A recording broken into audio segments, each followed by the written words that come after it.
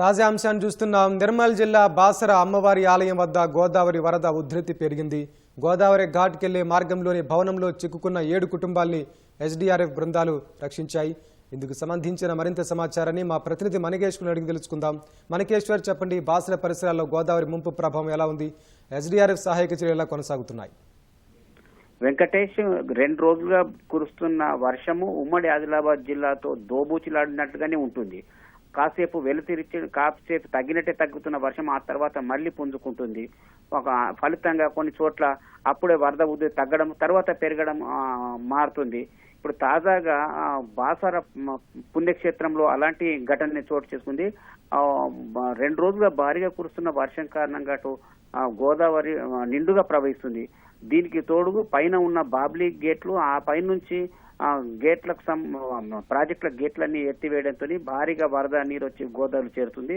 పైగా దీంతో పాటు జిల్లాలో కూడా కురిసిన వర్షంతో బాసర క్షేత్రంలో జలకళను సంతరించుకుంది. ప్రధానంగా దాదాపు 2 దశాబ్దాల తర్వాత బాసర అమ్మవారి ఆలయంతో పాటు గోదావరికి వెళ్లే పుష్కర ఘాట్ మధ్యన జలంతో నిండిపోయింది. అంటే ఇది కొంత లోతట్టుగా ఉంటుంది. ఈ జలంతో నిండిపోవడంతో బాసర పుణ్యక్షేత్రం ఎటు చూసినా అటు జలమే కనిపిస్తుంది.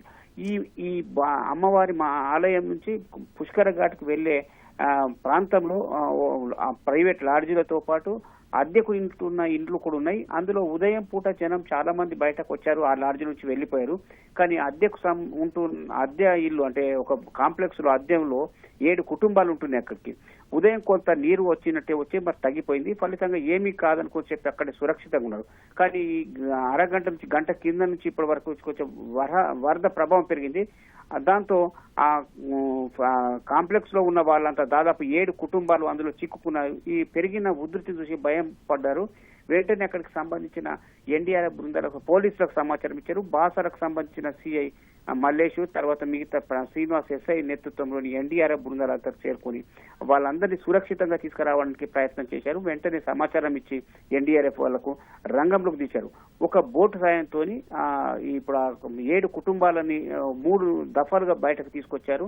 ఇందులో 4-5 చిన్నపిల్లలు కూడా ఉన్నారు. మొత్తం 20 మందిని సురక్షితంగా బయటకు తీసుకురావడంతో వారందరూ ఒక ఊపిరి పీల్చుకున్నారు. అంటే చూస్తుండగానే జలం పెరుగుతుండడంతో వాళ్ళు ఒక భయాందోళనకు గురయ్యారు. ఫలితంగా ఉదయం ఏమీ కాదనుకున్న వాళ్ళందరూ ఇప్పుడు భయాందోళనకు గురి కావడంతో పోలీసులకు సమాచారం అందించారు.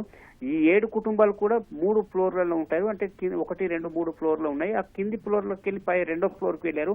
వరద ఉధృతి పెరిగిన తర్వాతనే మాత్రం భయపడి పోలీసులకు సమాచారం అందించారు. ఇలా బాసర్లో ఇలాంటి ఘటన చూసుకోవడం వెంకటేష్ ఇదే ప్రప్రథమము. అంటే దాదాపు 25 సంవత్సరాల కింద ఇలాంటి ఘటన చేసుకుంది. తర్వాత ఇలాంటి పరిణామం ఎదుర్కోవడంతో బాసర్తో పాటు చుట్టుపక్కల వాళ్ళు కూడా ఒక రకంగా ఉత్కంఠకు రేకెత్తించింది. గోదావరి నది పరివాహక ప్రాంతం అంతా జలమయం సంతరించుకుంది. కిందికి వచ్చే ఎస్ఆర్ఎస్పీ వైపు అట్లాగే తానూరు, లక్ష్మణ్ చాందవాయల్ మండలాల్లో కూడా బాగా పంట నష్టం జరిగింది. ఇటు ఆదిలాబాద్ జిల్లాలో, అటు కుమరంభీం ఆసిఫాబాద్ జిల్లా కూడా పంట పొలాలు అంతా నీట మునిగినాయి. ఎక్కడికెక్కడ లోతట్టు ప్రాంతాల్లో జలం చేరడంతో మాత్రం ఒక స్థానికుల్లో ఒక ఆందోళనకరణ బాధ వ్యక్తమవుతుంది. ప్రధానంగా రైతులకు కూడా ఆవేదన వినిపిస్తుంది. ఈ అధికార యంత్రాంగం ముందస్తు ఏర్పాటు చేస్తున్నప్పటికీ ఈ దోబూచులాడుతున్న వరద కారణంగా అప్పుడే తగ్గుతుంది, అప్పుడే పెరుగుతుంది. పైగా ఇప్పుడు తాజాగా వాతావరణ శాఖ కూడా ఇవాళ రేపు కూడా ఉమ్మడి ఆదిలాబాద్ జిల్లాలో భారీ వర్షం ఉందని చెప్పి ప్రకటించడం కొంత ఆందోళన రేకెత్తిస్తుంది. ప్రస్తుతం అయితే బాసర్లో వరదలు చిక్కుకున్న 7 కుటుంబాలను సురక్షితంగా బయటకు తీసుకురావడంతో అంతా ఊపిరి పీల్చుకున్నారు. వెంకటేష్, ధన్యవాదాలు మనకేశ్వర్.